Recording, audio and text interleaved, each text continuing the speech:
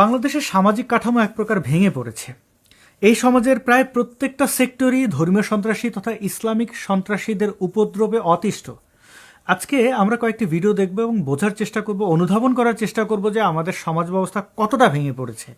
চলুন তাহলে প্রথমে একটি ভিডিও দেখি, যে এই ভিডিওতে চেহারা দেখে, কাপড় চোপড় দেখে নিশ্চয়ই বুঝতে পারছেন তৌহিদি জনতাদের একজন নেতাকেন্দ্রিক কিছু একটা, এবং তিনি বাংলাদেশের কয়েকটি সংবাদ মাধ্যমের বুম বা মাইক্রোফোনের সামনে তার জোরালো বক্তব্য রাখছেন, ইমানি জজবা দেখাচ্ছেন। তো শুনি কি বলেন তিনি। গান শুনলে মানুষ নারী দর্শনের প্রতি উদ্বুদ্ধ হয়, কথা ঠিক কিনা বেঠিক? যারা নারী দর্শনের বিরুদ্ধে, আমি বলবো আগে গান বন্ধ করুন। গান শুনলে নারী ধর্ষণ করার ইচ্ছা জাগে, তাই নাকি? আচ্ছা, আমরা এই উপত্যকায় মুসলমান কবে হয়েছি? এর আগে কারা ছিলেন? কারা? বৌদ্ধ, তার আগে হিন্দু, তারপরে জানি না। তো আমাদের পূর্বপুরুষরা তো গান শুনতেন, আমরাও শুনি। এবং সেই মাত্রাটা কত ছিল যারা গান শুনতেন?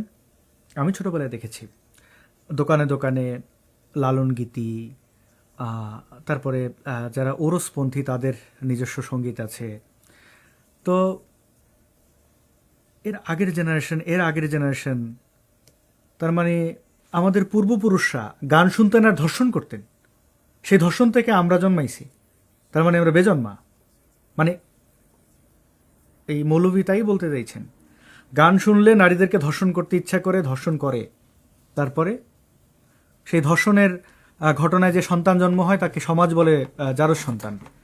তো ব্যাপারটা কি আসলে প্র্যাকটিক্যাল না? তো গান শুনলে ধর্ষণ করতে ইচ্ছা করে, তাহলে মাদ্রাসায় বলাৎকার কেন হয়? স্কুল কলেজ মিলে মাদ্রাসার সমান, মানে সমান তো দূরের কথা, 5 ভাগও অপরাধ করে বা এরকম সংবাদ আসে আমরা দেখি না?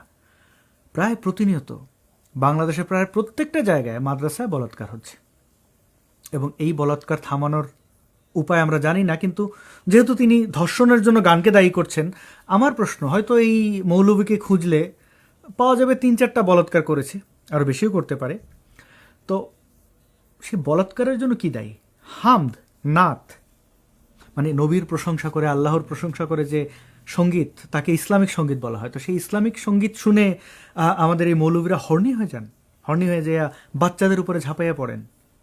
শিশু ধর্ষণ ভয়ঙ্কর একটি অপরাধ, সেই অপরাধের সাথে যুক্ত হন কি কারণে? কেন? নাকি কোরআন পড়ে, নাকি হাদিস পড়ে, কি পড়ে? এই ব্যক্তি যে কথাগুলো বলেছে, আপনি তাকে গিয়ে জিজ্ঞেস করেন আপনি কেন বললেন, সে বলবে আমার নবী এই কথা বলেছেন, আমার আল্লাহ এই কথা বলেছেন, কোরআনে আছে, হাদিসে আছে, আপনারে সুন্দর করে বুঝিয়ে দিয়ে দেবে। তার মানে সে বলতে চায় তার নবী বর্বর, গান টান পছন্দ করেন না, মানে সঙ্গীত পছন্দ করে না একটা মানুষ, বিশ্বাস করতে পারেন? এবং ধর্ষণের মতো জঘন্য অপরাধের জাস্টিফিকেশন নিয়ে আসছে যে গান শুনলে ধর্ষণ, মানে এমন একটা ব্যাপার যে গান শুনে মানুষ ধর্ষণ করতে চলে যায় এবং খুব এটা স্বাভাবিক বিষয়। আচ্ছা, এবার আরেকজন নারীর কথা শুনি। মানে দুঃখ বেদনা নিয়েই তো আমাদের জীবন। তো একজন নারীর মুখ থেকে শুনি, আমি তার নামটি খোঁজার চেষ্টা করেছি, তার এই ভিডিওর ডিসক্রিপশনে কোনো নাম উল্লেখ ছিল না। তারপরে আমি গুগলে ক্রস ইমেজ আমি সার্চ করেছি, পাইনি তার নাম ঠিকানা কিছু। কিন্তু তিনি একজন নিশ্চয়ই প্রভাবশালী একজন নারী, প্রভাবশালী বলতে কোনো দায়িত্বে রয়েছেন, হয়তো টিওনো হতে পারেন, মানে উপজেলা নির্বাহী অফিসার হতে পারেন, বা অন্য কিছু, আমি জানি না। কিন্তু তার বক্তব্যগুলো হৃদয়ে আসলে ছুঁয়ে গেছে যে না, এবং তার প্রতি কৃতজ্ঞতা, ভালোবাসা, কিছু কি বলবো সেটা আপনারা তার বক্তব্য শোনার পরে বুঝতে পারবেন। বিচার করার আপনারা কেউ না বিচার করা, আমার বিচার আমার সৃষ্টিকর্তা করবে। আমি যদি কোনো ভুল করি, আমার বিচার আমার সৃষ্টিকর্তা করবে। কই আমি কোনো ভালো কাজ করলে আপনারা তো পুরস্কার নিয়ে আসেন না? বাংলাদেশে কত মানুষ ভালো কাজ করে, আপনারা তো কোনো পুরস্কার নিয়ে আসেন না। তাহলে তৌহিদি জনতার কাজকে খালি লুটপাট, চোটপাট, হানাহানি, মারামারি, ওর চুল কাটটা দেওয়া, ওর বাল কাটটা দেওয়া, এগুলা আমরা তৌহিদি জনতার কোনো উৎপাত বাংলাদেশে এরপরে দেখতে চাই না। ধর্ম মাননা তখন হয় না যখন আপনারা বলেন চান্দা আওয়ামী লীগও নেয়, চান্দা বিএনপিও নেয়, চান্দা আল্লাহও নেয়, তখন সেই কথার সময় ধর্ম মাননা হয় না। হ্যাঁ, ধর্ম অবমাননা হয় না নাকি? ধর্ম অবমাননা তখন হয় না যখন আপনাদের প্যারে প্যারে জামাত নেতা বলে, শিশির মনির বলে যে রোজা পূজা এক, তখন ধর্ম অবমাননা হয় না? হয় না? উত্তর দিবেন কথার। তারপর পাবনার যে ইকবাল সাহেব যখন বলে নামাজ রোজা হজ জাকাত কালিমা সব কিছু চাইতে সবচেয়ে বড় ফরজ কাজ কি? রাষ্ট্রের নেতা নির্ধারণ করা, তখন ধর্ম অবমাননা হয় না? ইচ্ছা মতো যখন এরা কোরআন শরীফের আয়াতকে বানায়, হ্যাঁ, তারপরে যে শিবিরের সেক্রেটারি সাদ্দাম যখন বলে যে মহানবী হযরত মুহাম্মদ সাল্লাল্লাহু আলাইহি সাল্লাম মক্কা থেকে মদিনা পালিয়ে গিয়েছিলেন, তখন হয় না? এই আজহারীরা যখন আমাদের নবীজিদেরকে নিয়ে নবীজিকে নিয়ে কথা বলে, খাদিজা রাদিয়াল্লাহু তাআলাকে নিয়ে কথা বলে, তখন ধর্ম অবমাননা হয় না? শাহজাহান সাহেব যে বলতেছে ইদানিং কালে, আপনারা শুনতে পান না যে আল্লাহ নাকি সিদ্ধান্ত দিয়েছেন জামাত ক্ষমতায় দিবেন? আল্লাহ সিদ্ধান্ত দিয়ে দেয় কখনো? এগুলো কোনো কথা? আমির হামজার মতো একটা বেকুব জামাত নেতা যখন বলে জামাত ইসলামকে ভোট দিলে 18 কোটি জনগণের নামাজের সব পাবেন, তখন ধর্ম অবমাননা হয় না?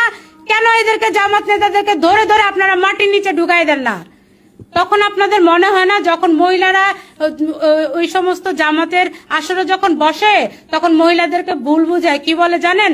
বলে মরলে নাকি প্রথম প্রশ্ন হবে যে তুমি কোন মার্কায় ভোট দিছিলা। প্রিয় বন্ধুগণ, আমি এই নারীর প্রতি শ্রদ্ধা রাখি। তার এই সত্য কথাগুলো সাবলীলভাবে বলা, দৃঢ়ভাবে বলাকে কোন রিস জানাই। তিনি আমার বড় বোনের বয়সী হবেন, সেই বোন হিসাবে তাকে তার প্রতি শ্রদ্ধা রইল। সমাজে আসলে নারী জাগরণ মানে এটা এমন একটা প্রলয়, যেই প্রলয়কে সকল অত্যাচারকারী, মানে এই পুরুষতান্ত্রিক সমাজ ব্যবস্থার মধ্যে যারা আসলে বেড়ে ওঠে এবং যারা মনে করে তারাই সুপিরিয়র, তো সেই সকল ব্যক্তিদেরকে আসলে টুকরো টুকরো করে দেয়, তাদের সেই অপচেষ্টাকে ভেঙে চুরমার করে দেয়। তো এই নারী যতগুলো কথা বলেছেন, একটা শব্দের সাথে আপনি ভিন্ন মত করতে পারবেন? নারীরা ঘরে বাইরে যেতে পারবে না, নারীরা বস্তাবন্দি হয়ে থাকবে। যদিও এই বোনটি ইসলামিক নিয়ম অনুযায়ী কাপড়, মানে ওই যে বলে না হিজাব, বা তো তার মধ্যে ওই শিক্ষার আমি দেখতে পাচ্ছি যে তিনি ফ্যাক্ট বুঝতে পেরেছেন। এই ধর্মীয় সন্ত্রাসীদের মুখ এবং মুখোশ আলাদা করেছেন, মানে উদাহরণ দিয়ে দিয়ে এই মোল্লা কি বলেছেন, ওই মোল্লা কি বলেছেন। বিশেষ করে তিনি জামাত ইসলামের ব্যাপারটি ভালোভাবে অনুধাবন করেছেন, যেই বিষয়টা অনেকেই এড়িয়ে যান ইসলামের দোহাই দিয়ে, মানে জামাত ইসলামী নামের সাথে ইসলাম আছে, তার মানে ওইখানে যাওয়ার দরকার নেই। পিনাকি ভট্টাচার্য যখন ইসলামের প্রশংসা করেন, আপনি খুব খুশি হয়ে যান, নিশ্চয়ই ইসলাম শ্রেষ্ঠ, নইলে দাদা আমাদের প্রশংসা করেছে। আসলে কে ডোবাচ্ছে কে বাঁচাচ্ছে সেটা একটু বোঝার চেষ্টা করবেন। এই নারী এই তৌহিদি জনতাদের ব্যাপারে যে মন্তব্যগুলো করেছেন এবং নবীর স্ত্রীর কথা তুলে ধরেছেন, উইমেন এম্পাওয়ারমেন্ট এটা বোঝানোর জন্য, নারী শক্তি বোঝানোর জন্য, আপনি কোনোটাই কি অস্বীকার করতে পারবেন? খাদিজা ছাড়া ইসলাম কল্পনা করতে পারেন? যাই হোক, তো জামাত ইসলাম আসলে কি, আমরা সেই বিষয়টা একটু ভাবি এবং এই জায়গায় শেষ করি। জামাত ইসলাম আসলে কি সেটা প্রমাণ করে এই জামাতের কয়েকজন শীর্ষস্থানীয় নেতাদের এই সকল বক্তব্য থেকে। শুনুন। এই দেশে জামাত ইসলামের ভোট দিয়ে হালাকো কুফান্যই, এই দেশে জামাত ইসলামের ভোট দিয়ে হালাকো কুফান্যই কেন্দ্রের মধ্যে অনমার হওয়া ভোট নদী বলে চেষ্টা করো, এই দেশের তুন সমুদ্র করে দিবার ঘোষণা দিলাম ইনশাআল্লাহ। জীব ডান হাত দিয়ে নয়, বাম হাত দিয়ে কান দিয়ে ছিঁড়ে ফেলে পায়ের তলায় ফেলে দেব। সাবধান হয়ে কথা বলবেন। খবরদার আশা রাম চৌধুরী আর যারা নওসিনে যারা এখনো পর্যন্ত মাটির তলে বসবাস করে।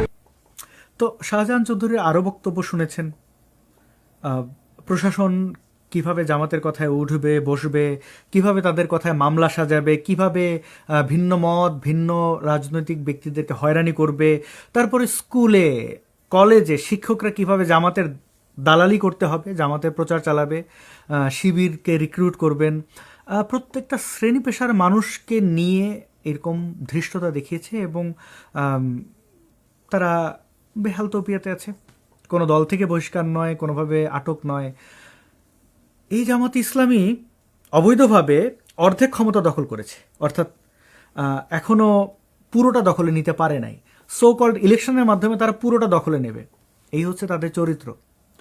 পুরোটা দখলে নেওয়ার আগে যারা এই বিষ দাঁত দেখায়, তারা পুরোটা দখলে নেওয়ার পরে কেমন করে ছোবল মারবে টের পান, বুঝতে পারেন। বোঝা উচিত তো, আপনি দেশের নাগরিক না? নাগরিক তো, তাহলে আপনি তো কর্ম করে খান। এই মোল্লাদের, এই লিল্লাখোর মোল্লাদের কথা লাফান কেন? এই ধরনের ধর্মীয় সন্ত্রাসীরা ধৃষ্টতা দেখাচ্ছে কি করে? আপনাকে নিয়ন্ত্রণ করবে, সকল পদ্ধতি ভেঙে দেবে।